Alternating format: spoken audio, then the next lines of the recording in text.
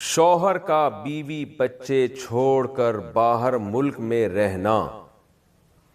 اگر کوئی شخص پاکستان میں خوشحال ہو لیکن پھر وہ اپنے بیوی بچوں کو چھوڑ کر کینیڈا جانا چاہتا ہے اور وہاں سے 5 سال بعد واپس آئے گا اور بیوی اس سے اصرار کرے کہ تم میرے پاس رہو، تو شوہر پر بیوی کی بات کو سننا کس حد تک ضروری ہوگا؟ زوجہ عبداللہ: بیوی اگر جوان ہے تو پھر شوہر اتنے لمبے عرصے کے لیے بیوی کی مرضی کے بغیر ملک سے باہر نہیں رہ سکتا۔ 5 سال بہت زیادہ ٹائم ہوتا ہے، تو جوان بیوی کو اتنے عرصے کے لیے چھوڑ کر جانا، اور خاص طور پہ وہ شخص پاکستان میں خوشحال بھی ہے، تو یہ پھر جائز نہیں ہے۔ بیوی کو منائیں یا بیگم کو بھی ساتھ لے کر جائیں۔ اللہ تعالیٰ نے قرآن مجید میں جب رشتوں کا تذکرہ کیا ہے نا، تو باپ کو باپ کہا، جیسے قرآن میں آتا ہے یوم یفر المرء من اخیہ، فرمایا قیامت کے دن انسان اپنے بھائی سے دور بھاگے گا۔ قیامت کی ہولناکیوں کا ایسا منظر ہوگا کہ انسان اپنے بھائی سے دور بھاگے گا، تو بھائی کو اللہ نے بھائی ہی کہا ہے۔ وَأُمِّهِ وَأَبِيهِ، اپنی ماں سے دور بھاگے گا اور اپنے باپ سے، تو اماں کو بھی اللہ نے اماں ہی کہا ہے، ابا کو بھی ابا ہی کہا ہے۔ لیکن جہاں بیوی کی باری آئی تو بیوی کو زوجہ کہتے ہیں، لیکن قرآن کیا کہہ رہا ہے؟ وَصَاحِبَتِهِ، اور اپنی صاحبہ سے بھی دور بھاگے گا، یعنی بیوی کو اللہ نے صاحبہ کہا ہے۔ صاحب کسے کہتے ہیں؟ صحبت سے نکلا ہے، آپ کے ساتھ رہنے والی۔ تو اس سے پتہ چلتا ہے کہ یہ وہ رشتہ اللہ نے بنایا ہے کہ آپ کا جب کسی خاتون سے نکاح ہو گیا، شادی ہو گئی، تو وہ صاحبہ بن گئی۔ صاحبہ کا مطلب صحبہ یصحب صحبتن کا معنی ساتھ رہنا۔ اب وہ آپ کے ساتھ پھلترو کی طرح چپک گئی ہے زندگی بھر کے لیے۔ اب آپ جہاں جہاں جائیں گے وہ آپ کے ساتھ جائے گی۔ پھلترو ہوتا ہے نا قمیض میں چپک جاتا ہے، آپ جتنا بھی یوں یوں یوں کریں، آپ نے دیکھا ہوگا کہ بعض دفعہ دھاگا کوئی لگ جاتا ہے، آپ انسان بیزار آ جاتا ہے، اس کو یہاں سے ہٹاؤ تو ہاتھ پہ لگ گیا، آپ نے اس ہاتھ سے یوں ہٹایا تو اس ہاتھ پہ لگ گیا، پھر آپ نے یوں کیا تو ادھر لگ گیا۔ تو اب جب آپ کی کسی خاتون سے شادی ہو گئی ہے تو سمجھ لو کہ اب وہ پھلترو کی طرح آپ کے ساتھ چپک گئی ہے۔ اب آپ دنیا میں، یعنی میں خواتین کی توہین کے طور پہ یہ لفظ استعمال نہیں کر رہا، مردوں کو سمجھانے کے لیے کہ اب آپ کو وہ پسند آئے یا نہ آئے، تو آپ محبت سے اس کو اپنے ساتھ لے کے جائیں یا پھلترو سمجھ کے لے کے جائیں۔ اب سمجھ لو کہ بس رشتے کا مطلب ہی یہی ہے کہ ابھی آپ کے ساتھ ہے۔ تو اب آپ کو اس کو اتنے لمبے عرصے کے لیے اگر آپ سفر میں جا رہے ہیں تو اس کو ساتھ لے جانا پڑے گا۔ ویسے بھی ایک عورت کے ساتھ ظلم ہے کہ ایک آدمی بیوی یہاں اور 5 سال کینیڈا میں جا کے وہ گزارے، تو میں سمجھتا ہوں کہ یہ کسی بھی خاتون کے ساتھ ایک قسم کی زیادتی ہے، اس کو شوہر کی نعمت سے ہی محروم کر دیا آپ نے۔ تو بہرحال شوہر کی بیوی کی مرضی کے بغیر رہ نہیں سکتا، تو اللہ نے قرآن میں صاحبہ فرمایا کہ ساتھ ہے، تو اب سفر میں بھی ساتھ، حضر میں بھی ساتھ۔ ہاں کبھی وقتی سفر ہوتے ہیں، ادھر ادھر انسان کو ضروری جانا ہوتا ہے، اس میں نہ لے کے جائے، لیکن اتنے لمبے عرصے کے لیے یہ بالکل بھی مناسب نہیں ہے۔ اور اس میں عورت کا بھی خطرہ ہوتا ہے خدا نخواستہ برائی میں مبتلا ہونے کا، اور خود مرد کا کتنا خطرہ ہے۔ وہ وہاں جا کے یا تو شادی کرے گا یا 5 سال اپنے آپ کو کیسے روکے گا برائی سے۔ اگر شادی کرتا ہے تو پھر عدل کیسے کرے گا؟ یعنی عدل کا بھی تو مسئلہ ہے نا، دونوں بیویوں میں برابری کرنی ہے۔ 5 سال اس زوجہ کے پاس رہے گا تو اس بیوی کا کیا ہوگا بیچاری کا؟ تو یہ سارے مسائل پہلے سوچنے چاہیے انسان کو۔ اس زوجہ سے جو ہم بستری ہے وہ صرف اسی راستے میں جائز ہے جس سے اولاد ہوتی ہے، کیونکہ عورت کو اللہ نے بنایا ہے نسل بڑھانے کے لیے۔ تو کوئی بھی ایسا ہم بستری کا طریقہ اختیار کرنا جو نسل بڑھانے کا ذریعہ نہ ہو، یعنی وہ نیچرل نہ ہو، تو وہ حرام ہے۔ تو اس میں اللہ نے یہ حکم دے دیا۔ تو اس سے صاف یعنی حدیث سے بھی پتہ چلتا ہے، اور تمام فقہاء کا اجماع بھی ہے اس آیت کی روشنی میں کہ مسئلہ تھوڑا حیا کے خلاف ہے، لیکن میرا خیال ہے بتانا ضروری ہے کہ پچھلے راستے سے عورت سے ہم بستری کرنا بالکل حرام ہے، ناجائز ہے، اور نبی صلی اللہ علیہ وسلم کی اس پہ بہت شدید لعنت ہے، بہت شدید وعید ہے۔ تو یہ بالکل اللیگل ہے اسلام میں کہ عورت کے پچھلے راستے سے اس سے ہم بستری کی جائے۔ جو لوگ لڑکوں سے بدفعلی کے عادی ہوتے ہیں ان کو یہ ایک چسکا لگ جاتا ہے، تو یہ حرام ہے، ناجائز ہے، کیونکہ اللہ نے بتا دیا کہ یہ تمہارے لیے بمنزلہ کھیت۔ مفتی طارق مسعود کے بیانات کے لیے طارق مسعود آفیشیل کو سبسکرائب کریں۔ طارق مسعود آفیشیل۔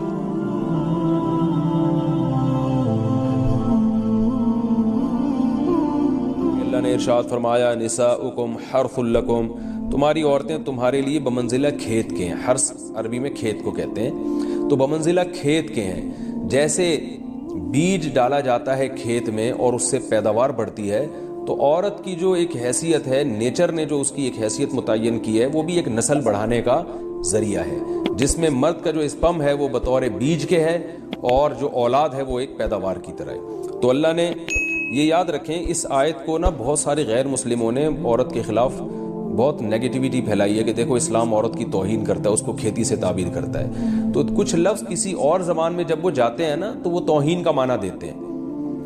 عربی میں جو حرث کا معنی ہے یہ تعظیم کے لیے ہے، توہین کے لیے نہیں ہے۔ اردو میں جو کھیتی کا معنی ہے وہ توہین کے لیے استعمال ہوتا ہے۔ کھیتی یعنی جو پاؤں میں روندی ڈالنے والی، اور زمین جو ہے نا پاؤں میں گویا روندی، اس کو روندا جا رہا ہے، تو اس لیے اس کا اردو میں بالکل اسی طرح جو لوگ ترجمہ کر دیتے ہیں کہ عورتیں تمہاری کھیتیاں ہیں، تو یہ ترجمہ میرا خیال ہے اس لیے درست نہیں ہے کہ اردو میں اس کا مفہوم ہی چینج ہو جاتا ہے۔ یعنی گویا ایک عزت کے لیے جو لفظ اللہ نے استعمال کیا وہ ذلت کا ذریعہ بن جاتا ہے۔ تو اس لیے کسی بھی زبان میں جب ہم کسی بھی لفظ کا ترجمہ کرتے ہیں تو اس زبان کے ہمیں محاوروں کو دیکھنا چاہیے کہ اس زبان میں یہ لفظ کس معنی میں استعمال ہو رہا ہے۔ مثال کے طور پر ہو سکتا ہے کتا کا لفظ کسی زبان میں وفاداری کے لیے استعمال ہوتا ہو، کسی کو لوگ ڈاگ کہتے ہوں تو اس کا مقصد ہوتا ہے وفادار انسان ہے، لیکن ہمارے ہاں اردو میں گالی ہے وہ، اور آپ بولیں کہ بھئی وہ فلاں قوم ڈاگ کہتی ہے تو ہم کتا کہیں گے، تو آپ جب اس کا ترجمہ اردو میں کریں گے تو کتے سے نہیں کر سکتے۔ تو اسی طرح یہ عربی کا جو لفظ ہے اس میں بھی یہ چیز غور یعنی ملحوظ رہنی چاہیے۔ تو اس لیے اس کا ترجمہ کیا جائے گا تمہاری عورتیں تمہارے لیے پیداوار بڑھانے کا ذریعہ ہیں، نسل بڑھانے کا ذریعہ ہیں۔ فاتو حرثکم، تم اپنے اس نسل بڑھانے کے ذریعے کے پاس آؤ، انا شئتم جیسے چاہو، وقدموا لانفسکم، اور اپنے نفسوں کے لیے آگے بھیجو، یعنی اولاد کی نیت سے آیا کرو زوجہ کے پاس اور آخرت کے لیے انتظام کرو، یعنی اولاد پیدا کر کے جو تاکہ دنیا اور آخرت میں تمہارے لیے، فیوچر میں تمہارے لیے کام آئے، دنیا بھی داخل ہے آخرت بھی داخل ہے۔ تو یہ آیت کا بھی ایک شان نزول ہے کہ صحابہ کرام تو چونکہ جو خواتین تھیں مکہ میں صدیوں سے وہ لوگ آباد تھے، ان کے سفر خاص طور پہ عورتوں کے سفر بہت ہی کم ہوا کرتے تھے، تو جب ہجرت ہوئی ہے اور جو ہے نا ہجرت کر کے بہت ساری صحابیات مدینہ آئی ہیں، تو مدینہ میں ان کے نکاح دوسری قوموں میں ہوئے، پھر انصار صحابہ سے بھی ہوئے، تو چونکہ تقویٰ تھا ان خواتین میں، للہیت تھی، تو بعض جگہ ایسے واقعات ہوئے کہ میاں بیوی کے جو آپس کا ریلیشن ہوتا ہے، ظاہر ہے وہ ہر قوم میں اور ہر جو ہے نا شخص کا مزاج دوسرے سے مختلف ہوتا ہے، تو بعض مردوں نے اس طرح سے اپنی زوجات کے ساتھ ہم بستری کی کہ ان خواتین کو پھر اشکال ہوا کہ پتہ نہیں اس طرح سے ہم بستری کرنا جائز بھی ہے یا نہیں ہے، تو انہوں نے نبی صلی اللہ علیہ وسلم سے یہ مسئلہ پوچھا کہ یا رسول اللہ، ہمارے شوہر ہمارے پاس اس طرح سے آتے ہیں تو کیا یہ جائز ہے یا نہیں؟ تو ان کے سوال کو بھی مبہم رکھا گیا اور قرآن نے اس کے جواب کو بھی کنایتاً بیان کیا، کیونکہ مسئلہ بظاہر حیا کے خلاف ہے، تو قرآن جب بھی کوئی ایسی بات ہوتی ہے تو اشارتاً کنایتاً اس کا تذکرہ کر دیتا ہے تاکہ مسئلہ بھی واضح ہو جائے، کیونکہ ظاہر ہے اس کی ضرورت تو قیامت تک آنے والے انسانوں کو پڑ سکتی ہے نا، یہ تو ہر میاں بیوی کا اپنا ایک ذاتی مسئلہ ہوتا ہے کہ ہمیں کس طرح سے پرمیشن ہے، کس طرح سے پرمیشن نہیں ہے، تو اللہ تعالیٰ نے بھی اشارتاً ہی اس حکم کو قرآن میں بیان کر دیا، اور قرآن میں اس لیے بیان کیا کہ تاکہ اس میں کوئی اجتہادی اختلاف کی گنجائش نہ رہے۔ تو اللہ نے قرآن مجید میں بیان کیا، فرمایا نساؤکم حرث لکم، تمہاری جو ازواج ہیں، تمہاری جو بیویاں ہیں، وہ تمہارے لیے بمنزلہ کھیت ہیں۔ کھیت کا مطلب کیا ہوتا ہے؟ پیداوار بڑھانے کا ذریعہ۔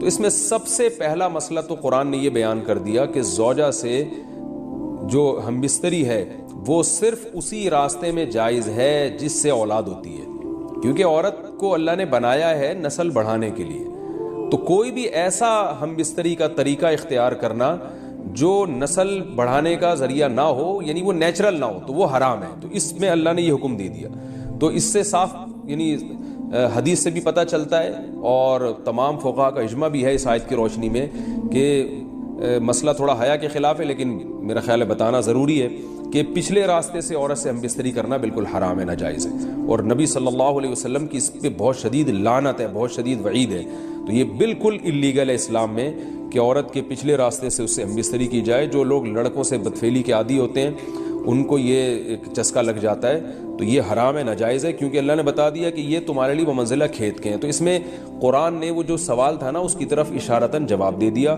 اور آگے فرمایا فاتو حرثکم, تم اپنے کھیت کے پاس آؤ, یعنی پیداوار بڑھانے کا جو ذریعہ ہے اس جگہ کی طرف آؤ, انا شئتم, جیسے چاہو, یعنی باقی جس طرح سے تم چاہو زوجہ سے ہم بستری کر سکتے ہو, اس میں کوئی خاص طریقہ متعین نہیں ہے. میاں بیوی کا ایک دوسرے سے کوئی پردہ نہیں ہے. ہن لباس لکم وانتم لباس لہن, یہ دونوں ایک دوسرے کے لیے لباس ہیں. تو اس میں طریقہ کار کوئی بھی ہو سکتا ہے, کسی بھی طرح سے کرنا چاہو ایک دوسرے سے لطف اندوز ہو سکتے ہو. لیکن فاتو حرثکم, آنا موضع حرث میں ہے. حرث کا مطلب وہ اس جگہ کی طرف آنا ہے جہاں سے نسل بڑھتی ہے, کسی اور راستے کی طرف. اس سے صاف طور پر جو ہے نا وہ جو فاسق فاجر لوگوں کی جو برائی ہے, جو لڑکوں سے بدفعلی کے نتیجے میں پیدا ہوتی ہے, اس کا اللہ نے قلع قمع کر دیا کہ اس کی اسلام میں بالکل اجازت نہیں ہے. باقی طریقہ کار کیا ہوگا یہ تمہارے اوپر, اس کی اللہ نے تمہیں اجازت دی ہے. وقدموا لانفسکم, اور چونکہ بار بار حرث کا تذکرہ ہو رہا ہے کہ نسل بڑھانے کا, تو اس لیے اللہ نے فرمایا کہ قدموا لانفسکم, اپنی ذات کے لیے فیوچر میں انتظام کرو. قدموا کا مطلب آگے بھیجو اپنی ذات کے لیے سرمایہ. کیا مطلب کہ جب زوجہ سے ہم بستری کرو تو نیت اولاد کی ہونی چاہیے, تاکہ وہ اولاد دنیا میں بھی اور آخرت میں بھی تمہارے لیے ذخیرہ بن جائے. تو یہ نسل بڑھانے کی بہت زبردست ترغیب ہے اس آیت میں. اور اس آیت میں اللہ نے عورت کا کہ بہت ساری ذمہ داریوں میں سے ایک بڑی ذمہ داری کا بھی بیان بتا دیا کہ عورت کو اللہ نے بنایا ہے. جو مرد اور عورت کا جو فرق رکھا ہے نا, اس فرق کی بڑی وجہ یہی ہے کہ مرد کے اسپم کو اللہ نے بیج کے طور پہ پیدا کیا ہے اور عورت کو اللہ نے زمین کے طور پہ. تو بیج اور زمین کے ملاپ کا بنیادی مقصد ہی نسل بڑھانا, پیداوار بڑھانا ہوتا ہے, نہ یہ کہ نسل روکنا. آج فیملی پلاننگ والوں نے اس آیت کی دھجیاں اڑا دی ہیں, اور جو پوری دنیا میں ایک بیہودہ قسم کی تحریک چل رہی ہے, یہ آیت بالکل اس کی نفی کر رہی ہے. اس لیے اللہ نے فرمایا اچھا, اللہ نے اس کا بھی جواب دے دیا کہ جو فیملی پلاننگ والے کہتے ہیں نا نسل بڑھنے سے تمہارا نقصان ہوگا, خرچے بڑھ جائیں گے, تو اللہ فرماتے ہیں قدموا لانفسکم, تمہارا فیوچر بن جائے گا, سنور جائے گا. کیونکہ اولاد پہ اتنی انویسٹمنٹ نہیں ہوتی جتنا اس کا آؤٹ پٹ ہوتا ہے. ان پٹ کم ہے, آؤٹ پٹ زیادہ ہے. انویسٹمنٹ کم ہے, اس کے جو پروفٹ ہے وہ زیادہ ہے, دنیا میں بھی اور آخرت میں بھی. تو اللہ نے فرمایا اپنے نفس کے لیے, فیوچر کے لیے انتظام کرو, بڑھاپے کے لیے انتظام کرو. تمہارے بیٹے ہوں گے, بیٹیاں ہوں گی, پوتے ہوں گے, نواسے ہوں گے, بہویں ہوں گی. یہ دنیا کا مستقبل اور آخرت کا مستقبل کیا ہے. جو عبداللہ بن عمر رضی اللہ تعالیٰ عنہ نے جب نکاح کا ارادہ ترک کیا تو آپ کی جو ہمشیرہ تھی حضرت حفصہ, انہوں نے فرمایا کہ نکاح کرو, تمہارے اولاد ہوگی, دنیا سے جاؤ گے تو تمہارے لیے دعائیں مانگے گی, تو یہ آخرت کے لیے ذخیرہ ہے. تو اس لیے اللہ نے فرمایا کہ آخرت کے لیے ذخیرہ کرو. واتقوا اللہ, اور اللہ سے ڈرو. واعلموا انکم ملاقوہ, اور جان لو کہ تم نے ایک دن اللہ سے ملاقات کرنی ہے. تو جتنے حکام اللہ نے تمہیں اس آیت میں دیے ہیں ان تمام حکام کو تم نے فالو کرنا ہے. وبشر المؤمنین, اور ایمان والوں کو خوشخبری سنا دے. حدیث میں آتا ہے افضل الصدقۃ ما تجعل فی امرأتک, سب سے بہتر صدقہ وہ ہے جو تم اپنی بیوی پہ خرچ کرتے.